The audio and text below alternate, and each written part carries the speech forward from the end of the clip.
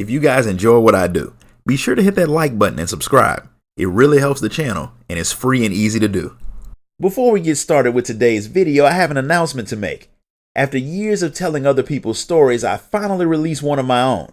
My novel Eternal Reign is available now in both ebook and paperback format for those of you who are like me and prefer to collect physical media. You can grab a copy right now on Amazon through the link in the description of this video.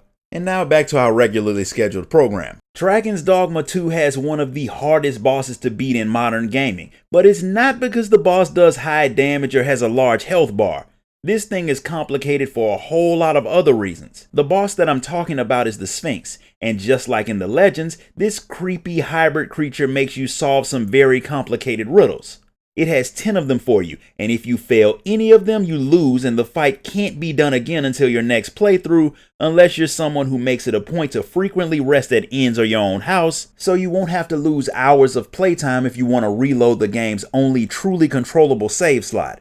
Anyway, I'm going to help you avoid having to redo this fight by giving you the answer to all of the riddles and a few tricks to help you avoid some of the overly complicated solutions that the game has planned for you. Before doing any of this, I recommend getting pretty far in the game so you can have collected a few port crystals, because you'll need to set them in a few locations to make this whole thing easier, and there are only a few of them that you get in the game. You get one for finishing the main quest in Vernworth, another from doing the quest that takes you to the village of the elves, and there's another that you can get from the Great Griffin's Nest, which isn't that far away from the Sphinx's first location, and you can technically get two from the Sphinx if you give her one during one of the riddles. You'll want to put one at the Mountain Shrine, the Checkpoint Rest Town, the Frontier Shrine, and depending on where you found it, the spot wherever you collected your first Seeker token. You'll also want to have either the Archer vocation or the Warfare equipped for the second set of riddles, because you'll want to use the Unmaking arrow on the Sphinx after riddle 10, because fighting her is technically riddle number 11, and it's way too easy to mess it up simply because of how AoE damage works for most jobs in the game. So we're just gonna one-shot her and be done with it. Okay, so now that the prep's done, you have to do the first task of actually finding this boss. You're gonna start at the Checkpoint Rest Town, which you can get to by taking a ride on the ox cart from Vernworth. Once you get there, you're going to follow the road to the east out of the town until you reach the ancient battleground. Keep going through there until you pass through World's End Cavern, and you'll eventually reach the Mountain Shrine, where you'll come face to face with the very creepy Sphinx. And no, I won't hear any of you out about her because some of you are just kind of nasty. She's going to give you 5 riddles and you get to pick the order that you complete them in. When you start the Riddle of Eyes, the Sphinx will open a door to a nearby cave and tell you to bring her the most valuable item there. The place has a lot of loot, most of which is useless, but lucky for you, the item that you need is a sealing file in the chest right over the door. As a reward for this, the Sphinx will give you a wake stone.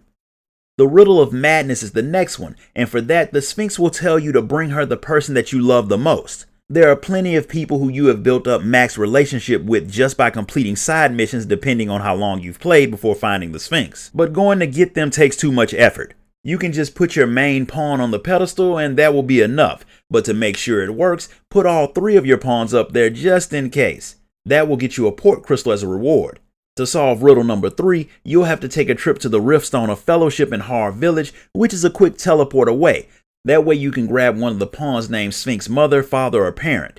To solve the Riddle of Wisdom, you'll have to put that specific pawn on the pedestal in front of the Sphinx, and she'll give you 1200 Rift Crystals. The next one is the Riddle of Conviction, and to solve that one, the Sphinx will ask for your most valuable item. For this one, you should give her a port crystal, and once you're done, she'll give that one back to you as well as another one. You can duplicate anything, but honestly, the only thing that's really worth it is the crystal, since the game really doesn't have enough of them. For the last riddle of this part, which is the Riddle of Rumination, the Sphinx will give you 7 days to go back to wherever you found your first Seeker token. There are over 200 of these things in the game, and they're all in some pretty weird spots, so I hope you remember where you found the first one or you're pretty screwed. Go back to that spot and you'll find a Finder's token. All you have to do is bring that to the Sphinx and she'll give you 3 fairy stones. After beating her first 5 riddles, the Sphinx will fly to her second location. Now you can just hop on her back and ride her there, but I suggest that you don't.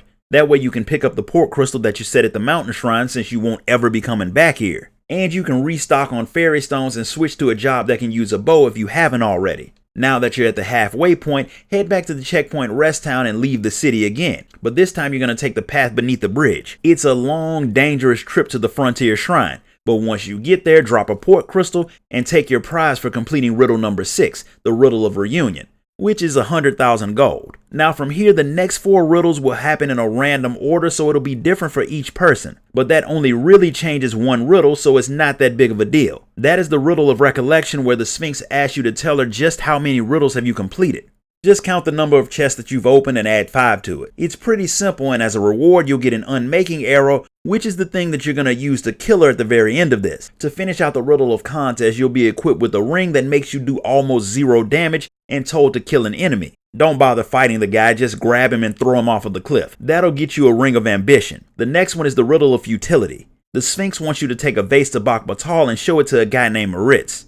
The thing is, that's stupid. You will break it if you try to carry it all the way there, and all of your hard work will go to waste. Instead, teleport to Dogma, grab Moritz and teleport back while holding him. Bring him to the vase and you'll complete the trial and get an eternal bond. The official last riddle is the riddle of differentiation. The Sphinx will show you a facially challenged NPC, and she wants you to find him and bring him to her. It will be either Virgil or Dante, but the only thing they have in common with their DMC counterparts is their name. Virgil has wavy hair and Dante has straight. One is at the inn in the checkpoint rest town, and the other is at the inn right through the gate out of the rest town toward Dogma. Grab the one that matches your picture and teleport back to the Sphinx, and you'll get a whimsical daydream weapon for the trickster job. Now you're technically done, even though you haven't opened the big chest yet. The Sphinx will try to fly off, but you're supposed to attack her now. Equip the unmaking arrow and shoot her in the legs, not the face, and she'll give you the key to the big chest, which gives you an eternal wake stone that lets you resurrect every single person in an entire area. Now congratulations, you've completed the most unnecessarily complicated boss in this game, which means we're done. If you enjoyed this video, be sure to like it, comment, share it, and subscribe. Grab a copy of my novel on your way out, and I'll see you all next time.